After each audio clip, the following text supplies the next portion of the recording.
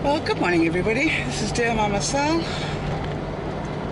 and it is 16 degrees here in British Columbia, which means I don't have to look. It's 60 degrees in America. Got some cloud in the sky, but it's pretty high up, so I think we're pretty good to go. I didn't need my raincoat yesterday, yay, or my trusty umbrella, so that was good. I'm hoping that we have a similar day today. The question is, will I be warm enough in air conditioning? That's what I find the difficulty is, but hopefully if it remains sort of this temperature, that the air conditioning won't kick in too much. And if it does, I will need to get up and walk around and get the circulation going. And talking about getting up and walking around, I've been doing a pretty good job of pacing myself at work. Those of you who know, I'm trying to increase the number of steps I do every day. Well, not increase it every day, but just increase the number of steps I do, period. We are... Okay, I'm a little bit behind the norm this morning. Because I'm only at 800 at the moment, which means I'll have to put in a bit of an extra effort this morning. I've sort of got it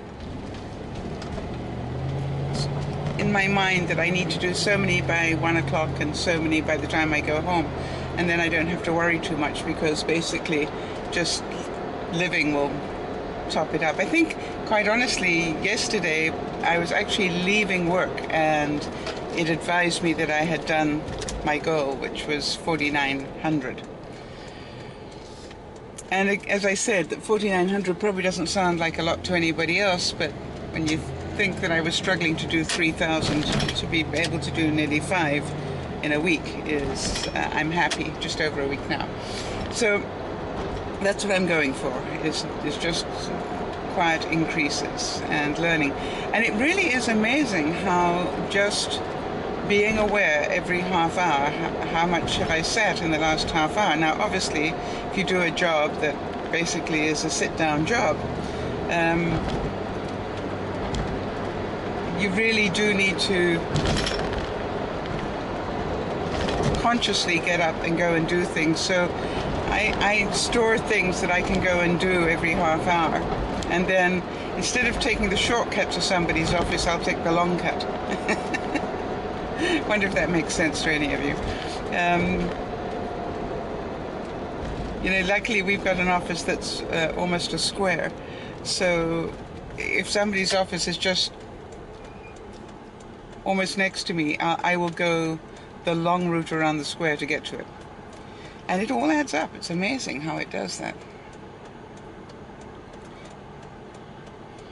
I am just a week away, well, it'll be tomorrow, a week tomorrow, that I'll be leaving, but I'm a week away from Vidcon, and I'm a lot less stressed than I was going to Vegas, because I know I've got the right suitcases, I know I've got the right amount of clothes, I know I've got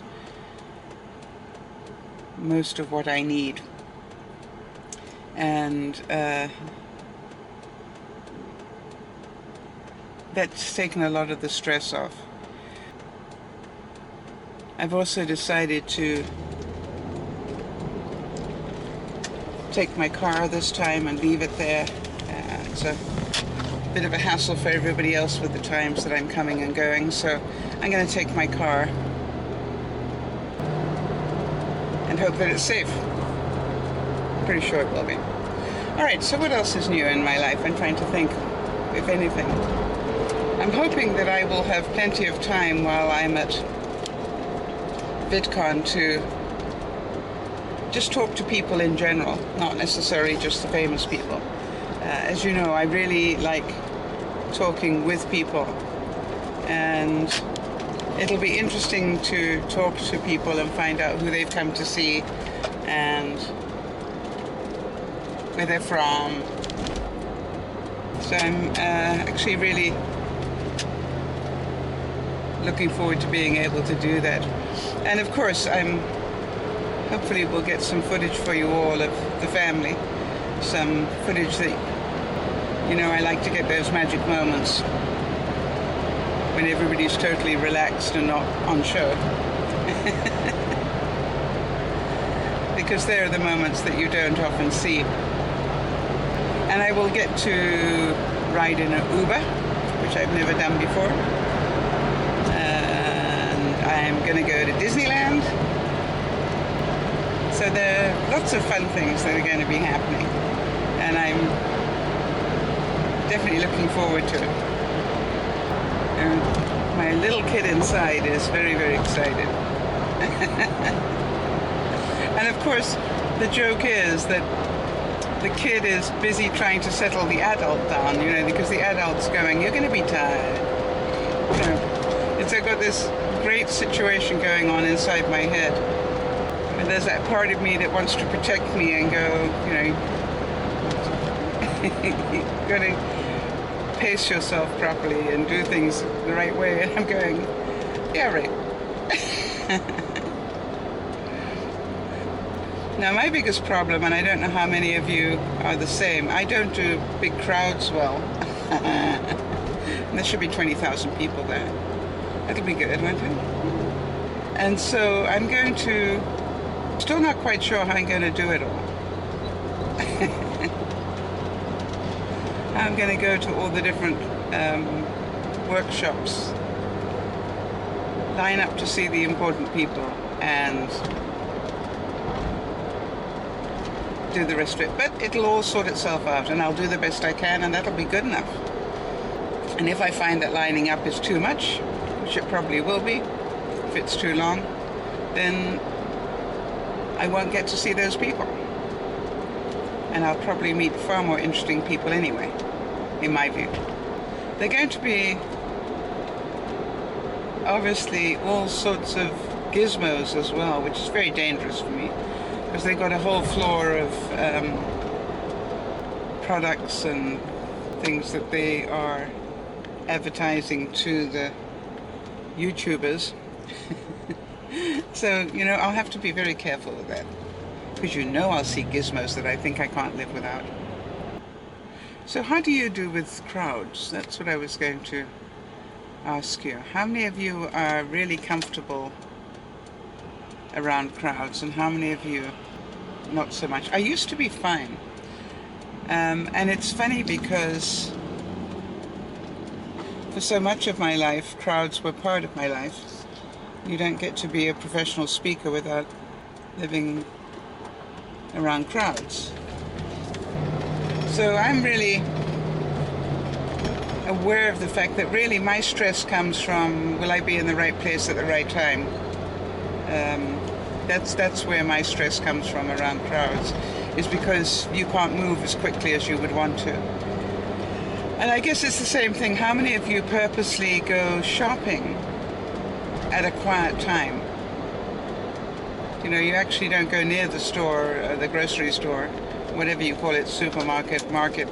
You don't go near them during what I call the busy time.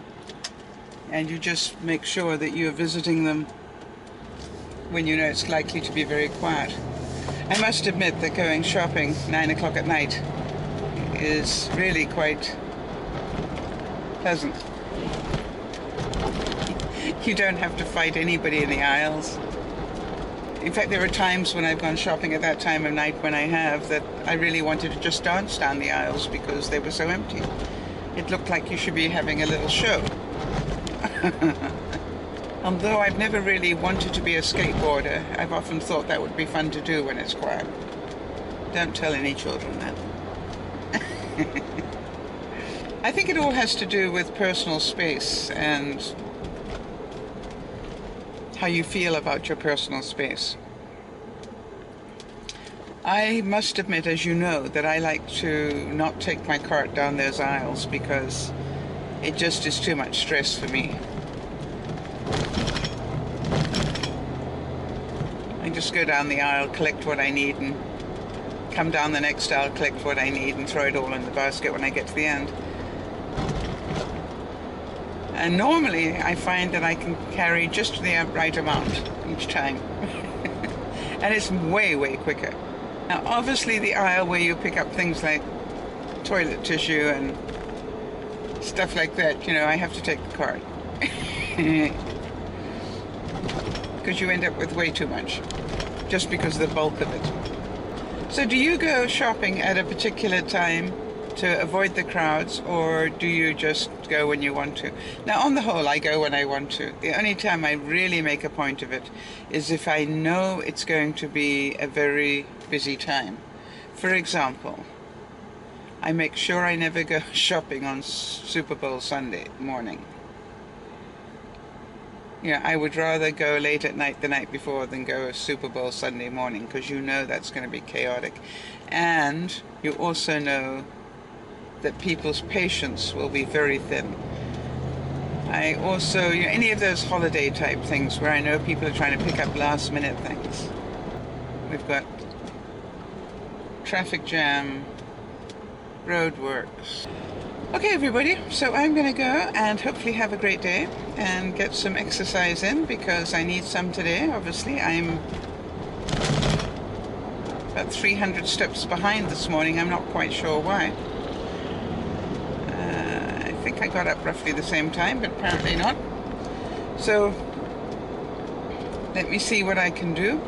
I was trying to think if I tried to keep track yesterday for you guys, that really I was trying to do roughly 250 steps every half hour.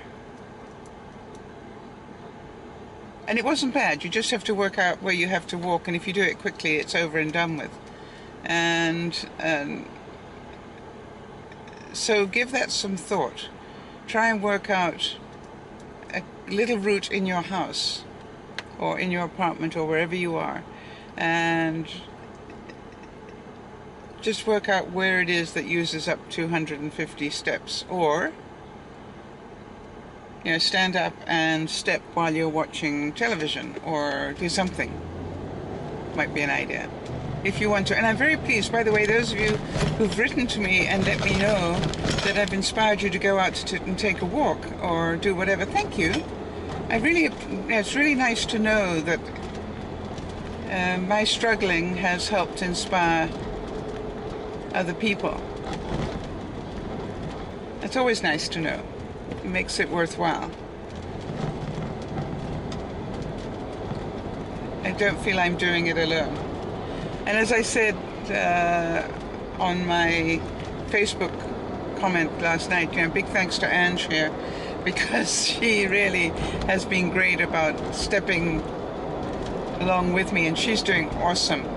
She's up into the 10,000s, 15,000s. She's really doing well. So, great job.